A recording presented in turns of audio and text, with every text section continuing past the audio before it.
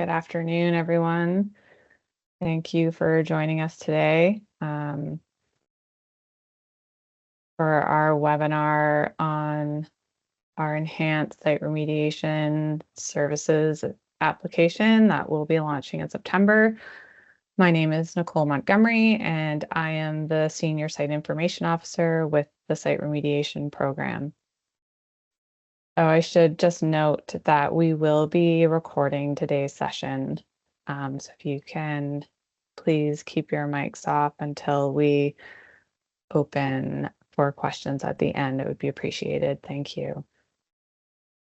Before we get started, I would like to take a moment to acknowledge that I am joining today from the city of Langford on the traditional and unceded territories of the Esquimalt, Songhees, Chena, and Wasanich peoples. I am grateful and feel incredibly fortunate to live, work, and play on these lands, which have been stewarded by the Indigenous peoples since time immemorial. Today, we're going to cover what the Site Remediation Services, or SRS Web App, and its functionalities, some of the benefits of the app, how it will streamline the application process, and how to use the web app to submit a contaminated site services application or a form, such as a site disclosure statement. Following the demo of the web app, I'll provide answers to some of the most common questions that we've heard at other presentations, and then we will open it up to any questions that you may have. So what is the SRS Web App? The SRS Web App is the digital solution for submitting and processing contaminated site service applications and forms, both direct to ministry and to Contaminated Sites Approved Professional Society, depending on the type of application. Originally launched in 2023, the design has been enhanced with added functionalities to make the application process more streamlined and efficient. So what are the benefits? Submitting contaminated site service application forms and documents will be seamless with everything contained in one system. The app connects different users in one space, making communication easier between local governments, the ministry, and applicants. It will also make tracking your application easier. You will be able to see the real-time status of your application in the app and see decisions made by the ministry. For example, site disclosure statements will now be submitted through the SRS Web App for local governments to review. And once the review is complete, it will be sent within the system to ministry staff. Applicants will be able to track the status as it moves from local government review to the ministry. So, how do we start using the app? The first step in using the app will be getting set up with login credentials. The SRS app will be using the BCEID account services for login, and users can get their accounts set up in advance of the SRS app going live.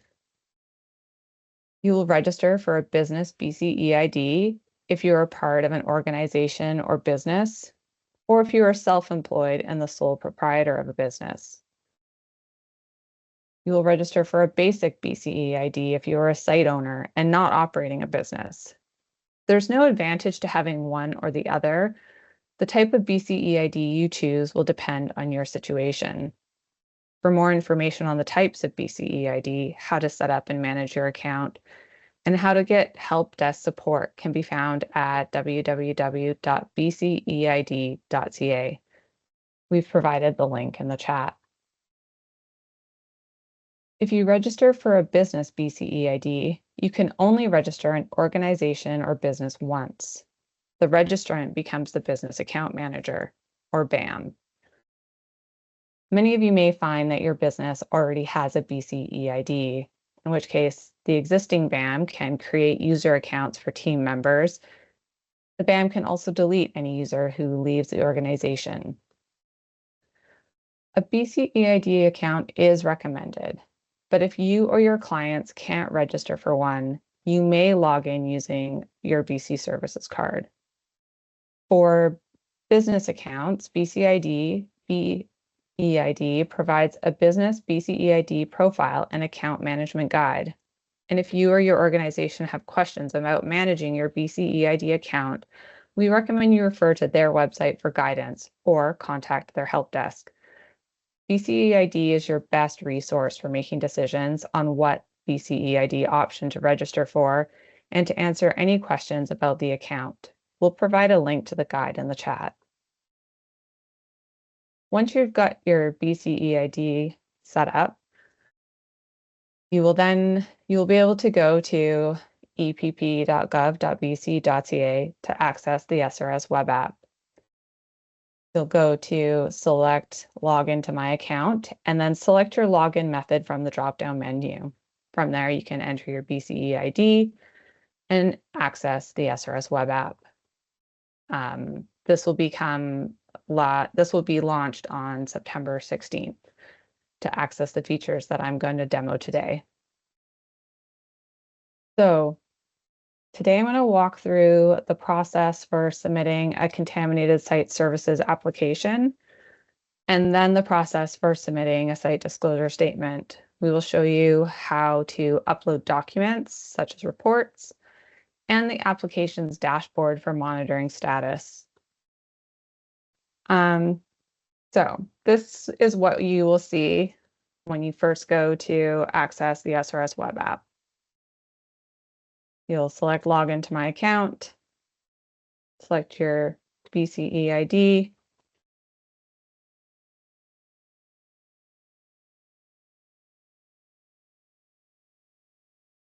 and then you'll come to your main dashboard page. At the top, you'll see there's two tabs. One is Forms. By selecting Forms, you'll be able to see all the forms that exist for submission to the system. Or you can go to Applications, where you'll be able to see a list of all applications that have been submitted and their status, as well as a Drafts tab. Here you'll be able to view any forms that you have begun to complete but have not yet submitted.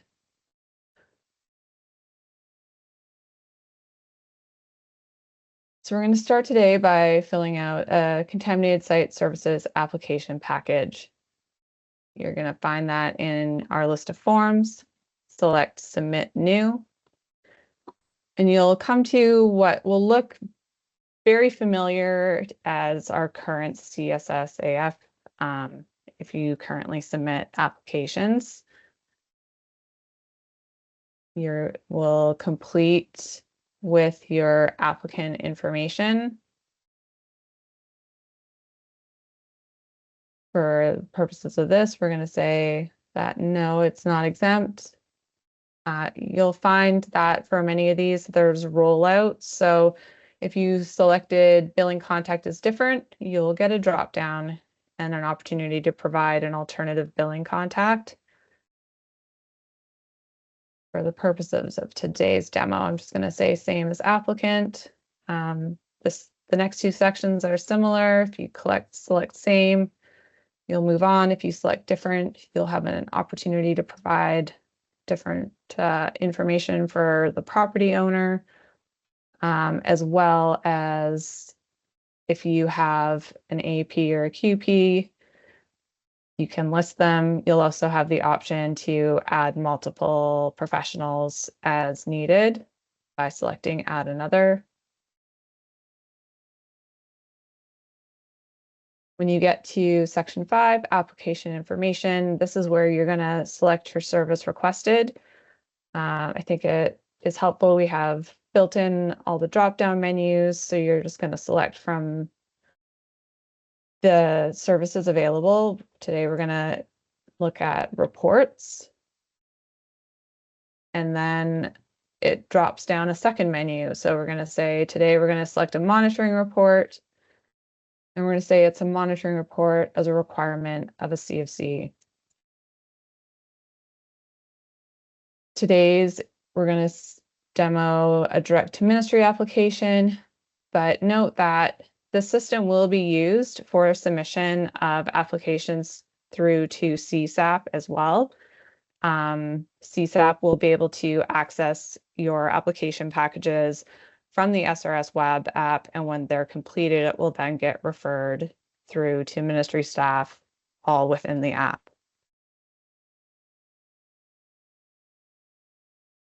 When we come to site details, you're going to enter your site ID, if known. One feature that I quite like is the map feature for filling in lat long, so you can search any address here and it will allow you to pick a location in that parcel to mark and then select the mark location in the map, and the lat longs will populate in the correct format.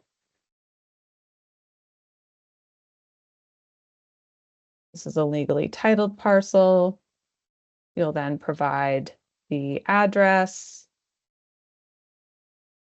the PID, and the legal description. Note that the red asterisk does denote required field. So if you miss one, it will prompt you to go back and fill it in prior to submission. If there's multiple parcels, you would select add another and you'll be able to add multiple PIDs. Similar to the CSSAF, or the same as the CSSAF, we are continuing to collect information on housing developments. So if you select yes, you will then get the drop-down menu with the same questions asking for kind of a range or the type of size of the housing development, the number of units being developed, and the housing category it belongs to. For this demo, I'm going to say no. With the site risk classification, you will need to say whether it's a new one or an updated one is required. If you select new or updated is required with the application, it will then, the system will then bundle in an an SRCR form. The SRCR form will be housed like this form within the SRS Web App.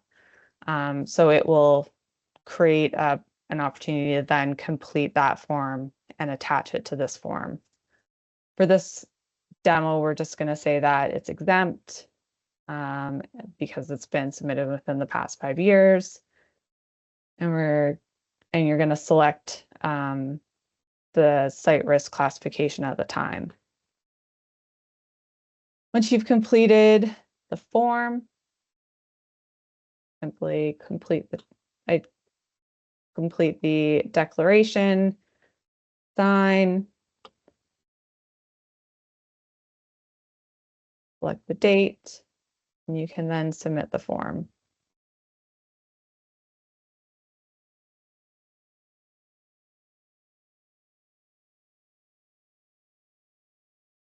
Once you've submitted a form, it will now appear in your, if you go to the applications tab or button at the top toolbar, you'll then see it that new package appears in the dashboard of submitted applications with the status of submitted. But we still need to actually provide the report. And we'll have to wait a second. We'll show you just again the draft option. So if we hadn't completed it and needed to pause for a moment and went to something else, it would save it and you would be able to go into a draft that you had worked on previously.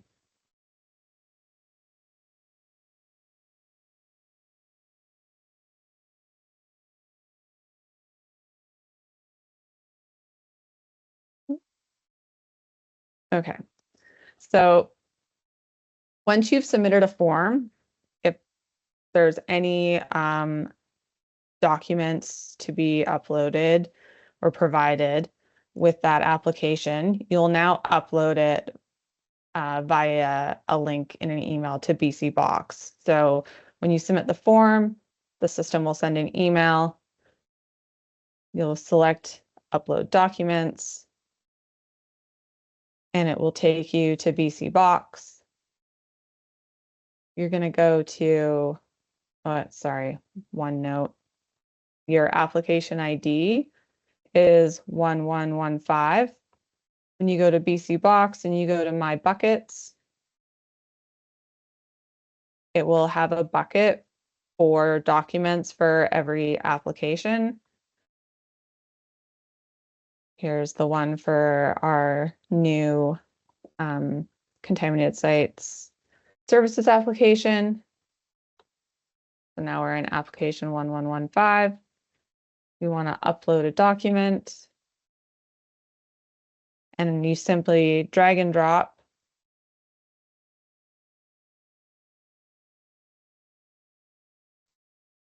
And then start upload.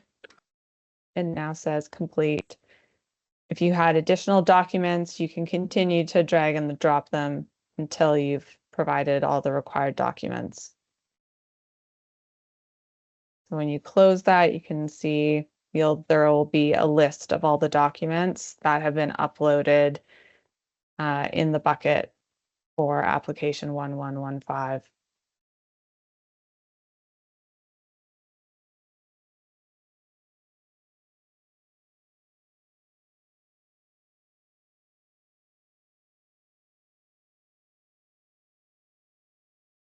Okay. So now I'm going to walk through the process for submitting a site disclosure statement.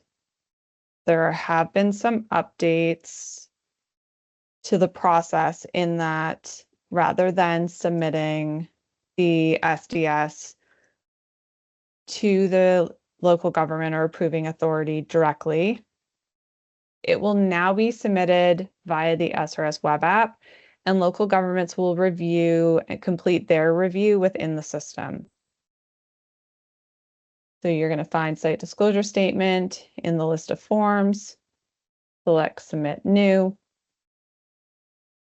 and the top is where you will notice one key difference from completing the existing SDS form is we now need to provide the approving authority's email address at the top.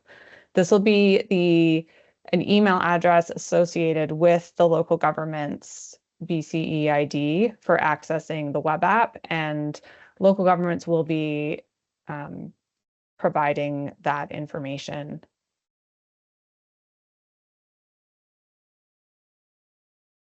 The same as the existing form now, hasn't been used for Schedule 2 use. If you say yes, you'll then get the opportunity to indicate if there's an exemption from submitting the form. You say yes to an exemption, you'll then have options to say what exemption applies and provide the required information. For this purposes, we're going to say no because we want to submit this form to the system for review.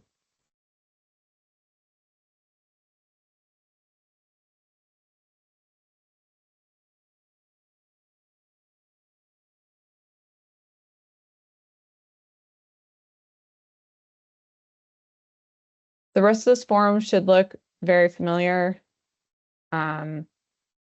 in terms of the information and the information that's mandatory. You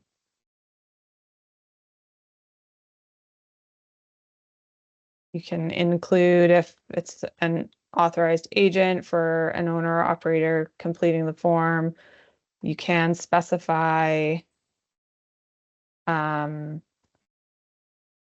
an alternate contact for questions. So if an owner operator is completing it, but they want questions about the SDS to be directed to a consultant, they can include that here. Just as in the contaminated site services application, when it comes time to provide the lat longs, we have the map option where you can search for a site, pick a location within that site, and then select the marked location in the map and have the lat long in the correct format automatically populate. It's still a requirement to provide a site plan with an SDS submission. It will be uploaded via BC Box as in the previous demo, but this is just an acknowledgement that it will be included. You'll select your land ownership type, that's a registered property. You'll enter your site address, PID, and a land description. You'll then select the Schedule 2. You're going to be able to select from the complete list, so you don't have to refer to anything. As long as you know which ones you're looking for, you can select it from here. As in previous versions, you can add as many Schedule 2s as apply.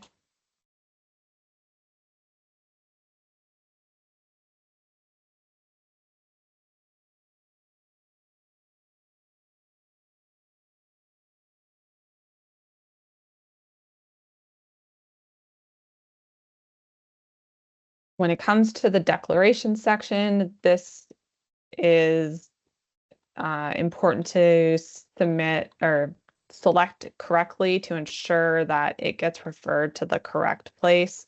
So this is if you're submitting because of a application to local government or an approving authority for subdivision, you need to make sure that you select that reason for submission. Once you're complete, sign it, select your date, and submit.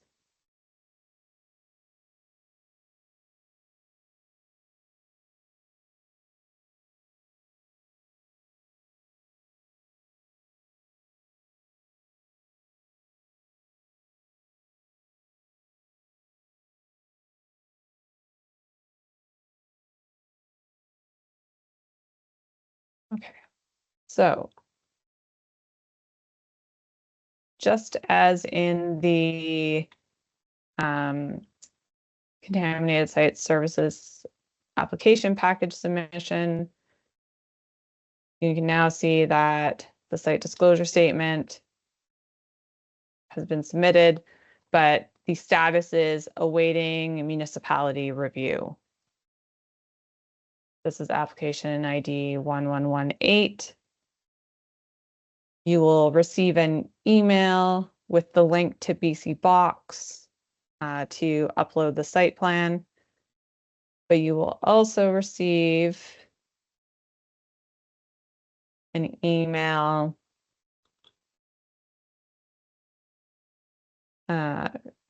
acknowledging or communicating that the site disclosure statement has been received and the related regulatory obligations and contact for site identification if there are additional questions.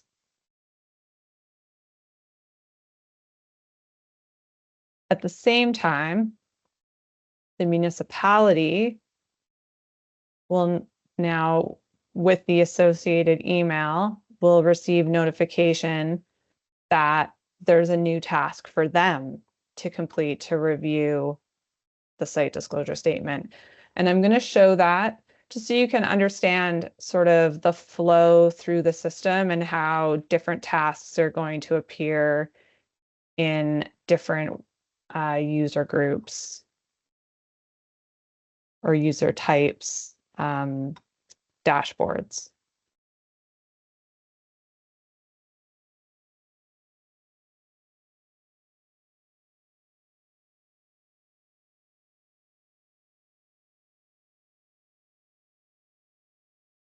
Okay. So this is the dashboard that a local government or approving authority will have. So you can see in this, so similarly to other ones, there's this application package dashboard, but more importantly, there's this task list. So they'll see that there's a new site disclosure statement.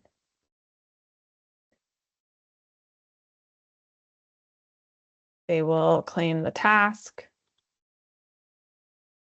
and they can then review the SDS, which will be looking for the same things they look for now.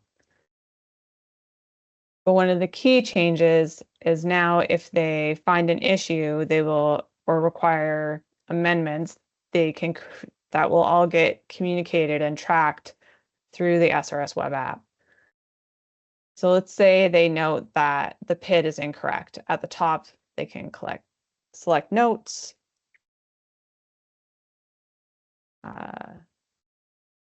identify that the PIN is incorrect, please update, save their note. And now at the bottom,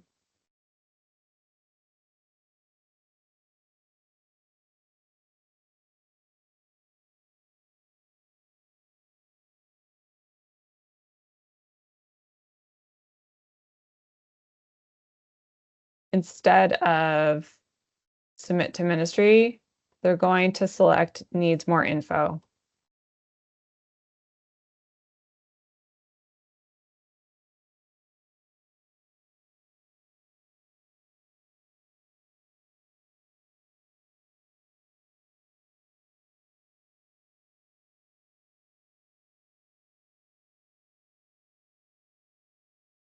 The applicant will get a notice, but if we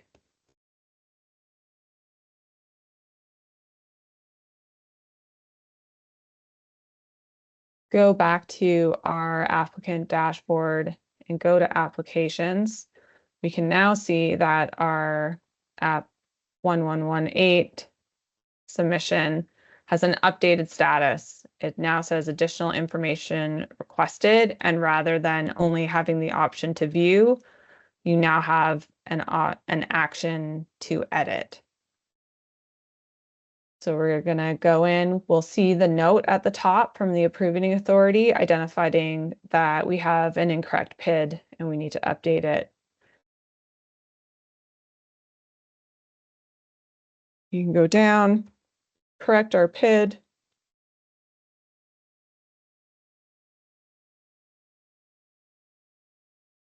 and again, submit.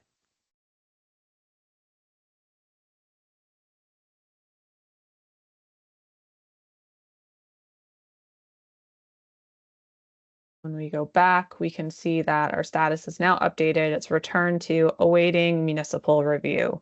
So we know that the system has now referred that back to the municipality.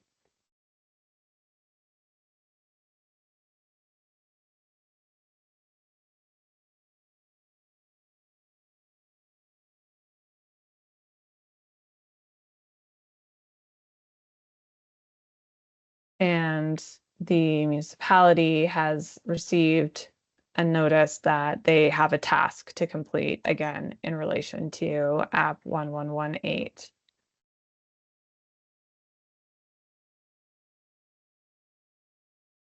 Apologies for having to watch me log in and out, but I won't recognize. It wants to auto log me in unless I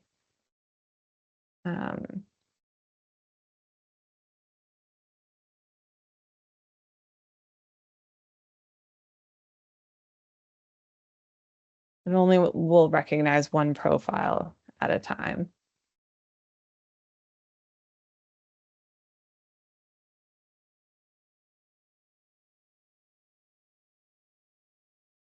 So the task will be there again. The municipal authority will claim a task. The claiming allows would allow different staff that can log in to claim tasks off of the broader list so that more than one person can see the tasks in the system. If that's how the approving authority wants to set it up. In this case, they can see that now this PID has been updated. And now they can opt to submit to the registrar.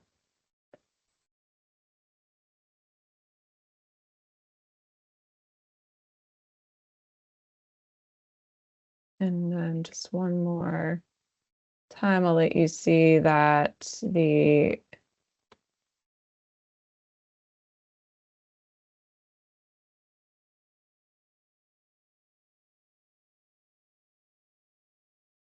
if the applicant goes to that site disclosure statement or app in their dashboard, they'll see that the status is now received from municipality. So we know that it is now in the hands of the province to review.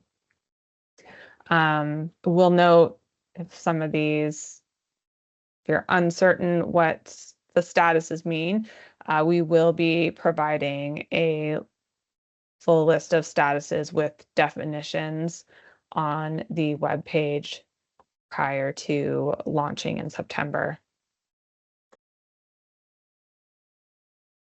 That's the end of our demo. I'm going to just take a few moments to answer some of the most common questions that we've heard during various presentations.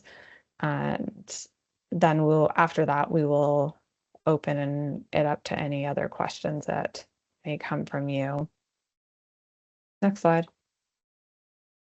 So when do I have to transition to the new system? The new web app will launch on September 16th. Online forms will be retired as of that date. There will be 2 exceptions. The SDS will still be available for use for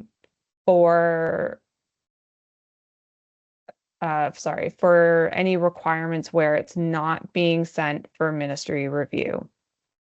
If the SDS is requires ministry review, it must be submitted through the web app.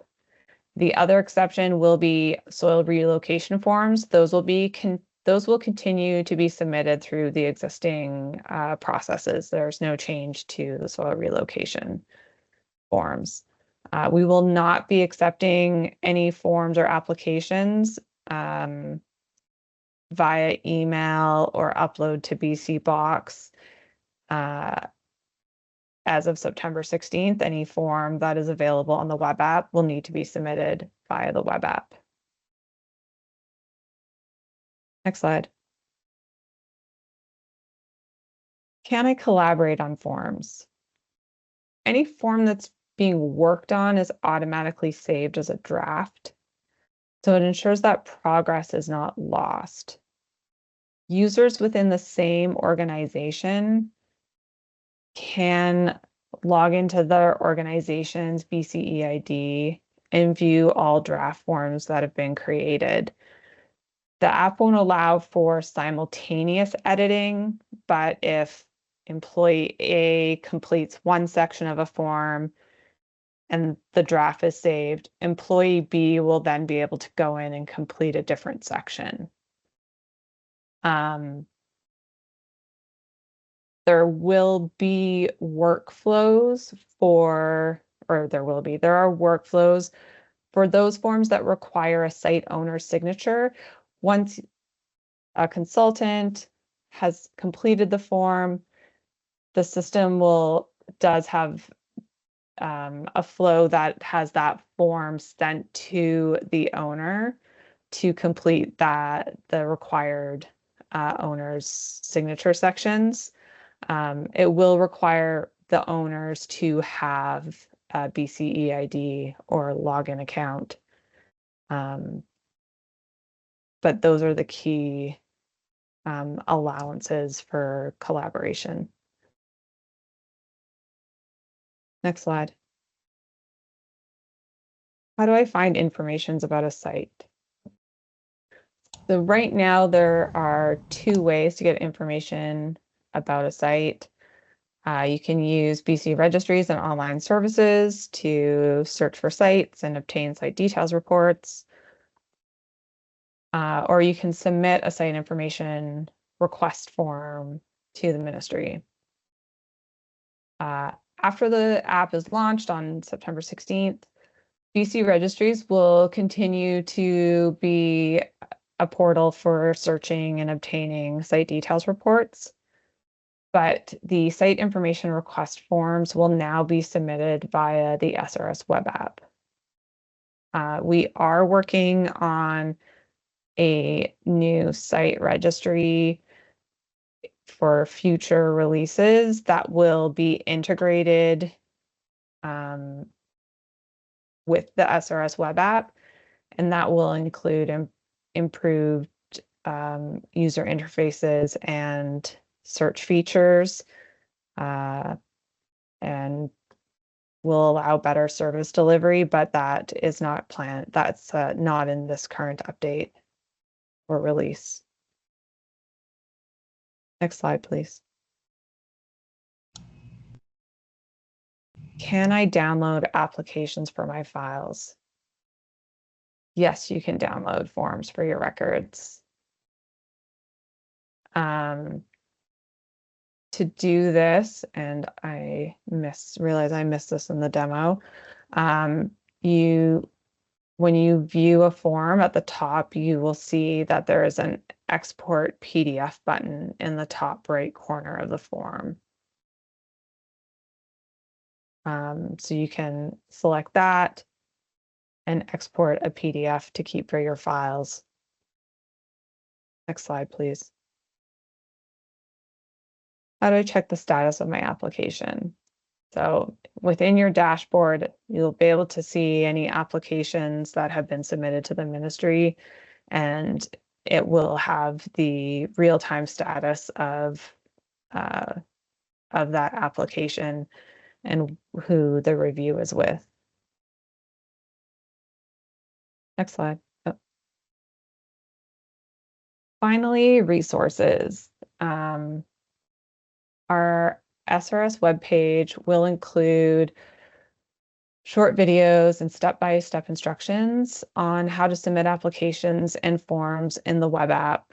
There was a new page launched in June, and it will continue to be updated and get updated prior to the launch with information such as detailed instructions and the definitions for statuses that I mentioned. I just want to thank you all for making time to attend today, especially in August. I know many people have vacations and offices are busy with people away. We're now going to open up to questions. Please feel free to use the raise hand function or put your questions in the chat, and we will share your questions with everyone. I think there was already a few starting to appear in the chat. Yeah, Nicole. Some of the questions that's been asked has kind of already been answered, but one I'm just kind of reading through the chat as well, and Jeff asked well, one of the latest questions is he asked, how does this apply to COCs, AIPs, and determination submissions requiring a completed summary site condition form? Is the SOSC treated as a report as opposed to a form and added to the box along with other supporting documents? Sorry, you're reading Jeff's question? Yeah. That is a really good question, Jeff. The answer is no. The SOSC will be a form. Carrie might have some add-ins, but the SOSC is treated as a form. And when it comes to the different sections, similar to what I mentioned with the owner's signature, the workflow will send it, will have a QP be able to complete their portion and then send it through the workflow to the AP to complete. So, Carrie, give me a thumbs up. Does that answer your question, Jeff? Feel free to throw your mic on if you want clarification. Yeah, I just didn't see the summary site condition listed there as a form, and I know in the previous iteration of doing an electronic submission of our summary site condition, it was quite challenging, particularly when it came to submitting or listing all the PCOCs, etc. It was something that was tried and abandoned in the past.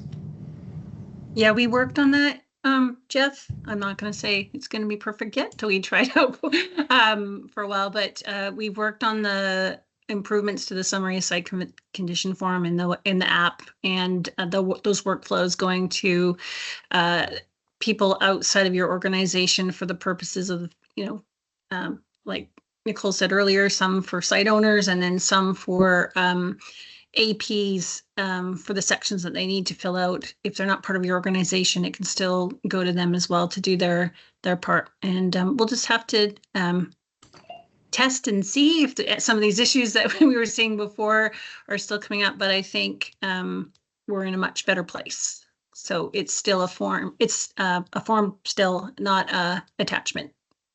And last thing on that then is when will it be uploaded to the trial dashboard there? It should be in there. It might have been on page 2 of the forms. Okay. Maybe that's why I didn't see it. Okay. Yeah, no, our list is getting a little long. Okay, thank you guys. That's the list as it stands. There's a duplicate in our test environment of the SOSC, but you can see that there's just 2 pages in the current view. Yeah, Danielle asks, where she mentions, I work at a local government. Is there a contact for local governments to learn how to set up an account to ensure that we can receive any site disclosure statements sent to us? And to a similar vein, since I think the answers will be similar, Joe asked, you mentioned that there's a BAM and the different team members for each BCEID account. How does each member identify themselves when logging into the SRS site?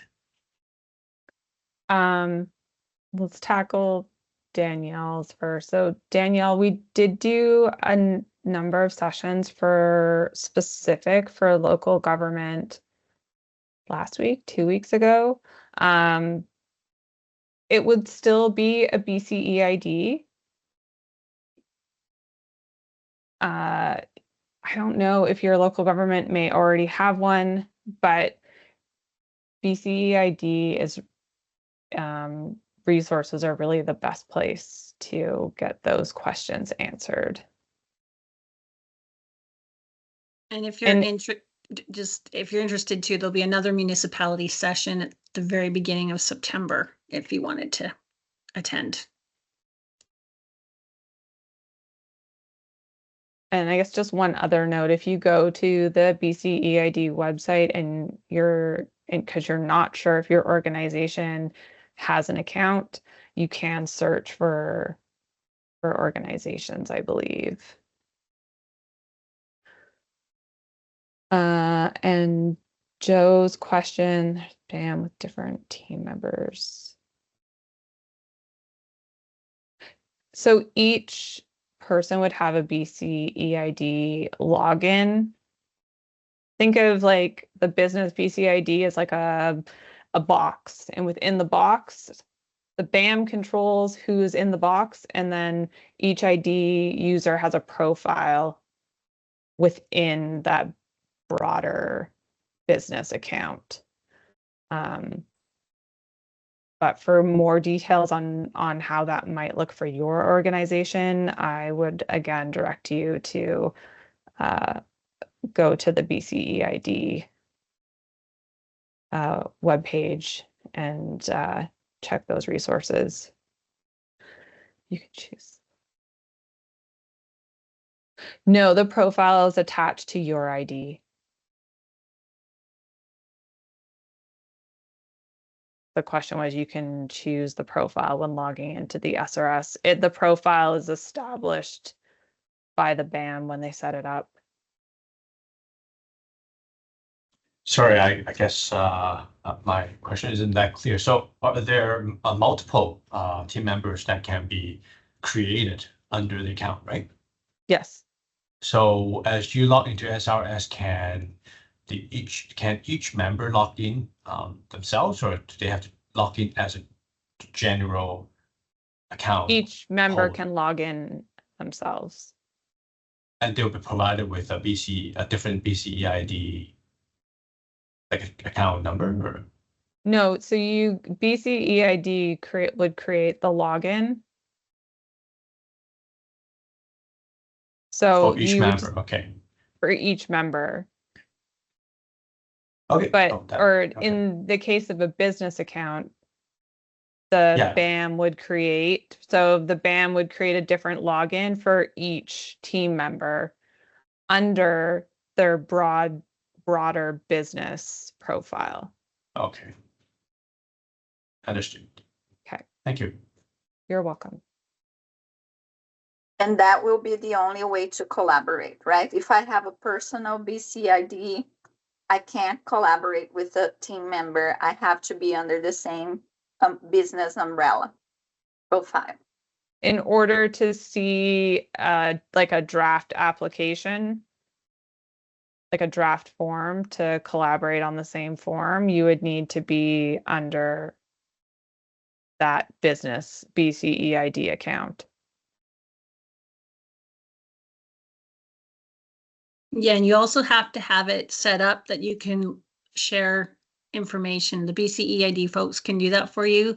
You can have business accounts where everybody doesn't see anybody else's stuff, or you can have business accounts where you share and you can see shared info. And they help you set that up.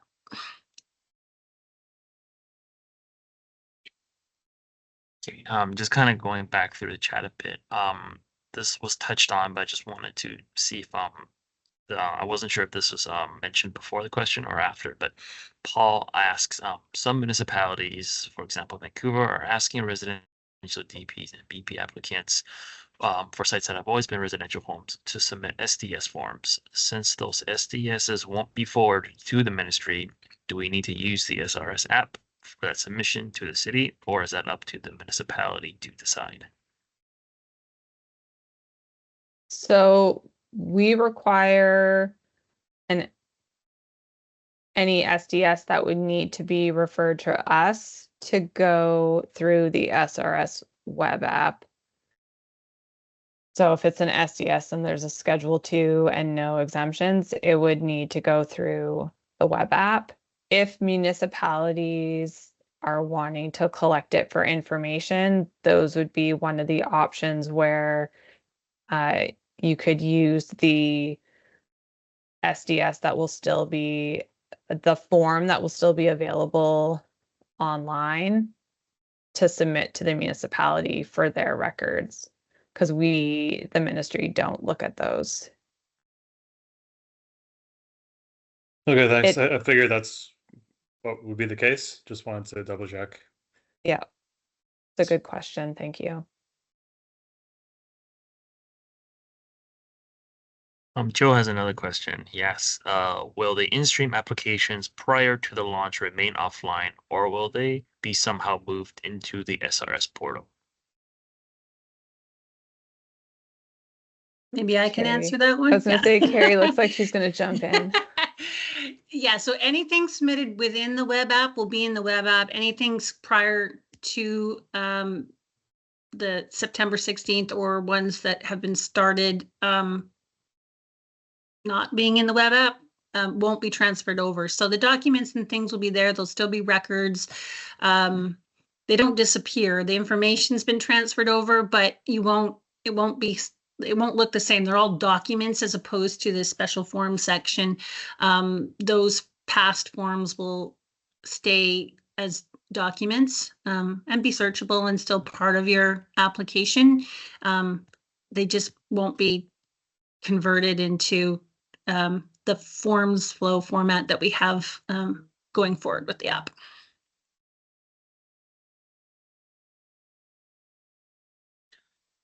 Robert asks, he mentions he missed a bit, so sorry, there's a repeat, but does the SDS autofill other ticked forms, website address, applicants, etc.? Nope, it doesn't do that right now, but it is something that we have put down for consideration for future enhancements.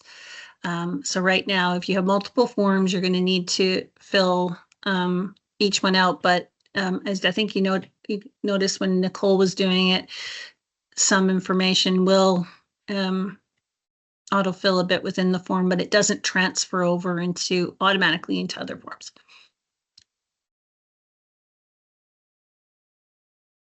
Did we lose Nicole? I think we may have. Yeah. Well, I'll just take over till she comes back. Were there any other questions? You can raise your hand and feel free to, you can just speak. You don't need to type a question in. There were a lot of really good questions today. This is great.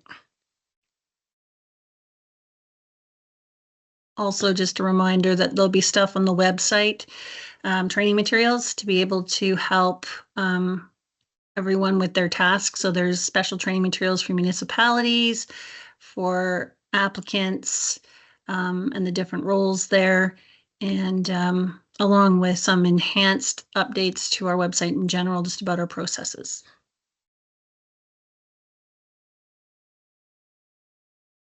Yeah, and also as a follow-up, and I know Nicole was going to mention this as well, is that if there are any questions that people may have that they think of at a later point in time, and they can't find it on the website, or if it's a specific question, they can email site@gov.bc.ca with the questions, and we can try to respond back to those specific questions. I can throw that in the chat here. Thanks, Mike. Maybe 10 more seconds. Oh, here we go. Another question. Yeah, Joe asks, does the email address that the applicant entered in the SDS form have to match the email address used to register the BCEID? Yes. So the system will be reading that field in the form.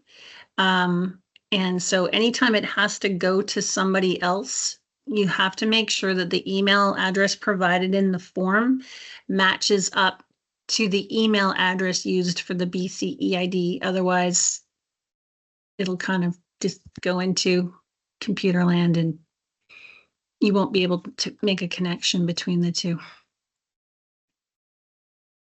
Sorry, that was the moment my Teams decided to crash.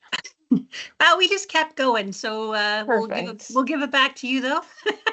We've answered all the questions we have now, but we're just sort of finishing up. So if you want to close us out, that would be great. Thanks. All right. Thanks, everyone. Thanks for all the really good questions today. I appreciate the engagement and thoughtfulness. It helps us identify gaps and things we can improve in future training, and makes us think about how everything will flow as we move towards the new system, and the success of that launch will be you will be key partners in making that work. So thank you for taking time on an August afternoon to come and attend. If you have any questions that pop into your mind this evening or tomorrow morning, please feel free to send them to our site at gov.bc.ca email. Mike's popped it in the chat. Any information can be very valuable. So thank you again and have a wonderful afternoon.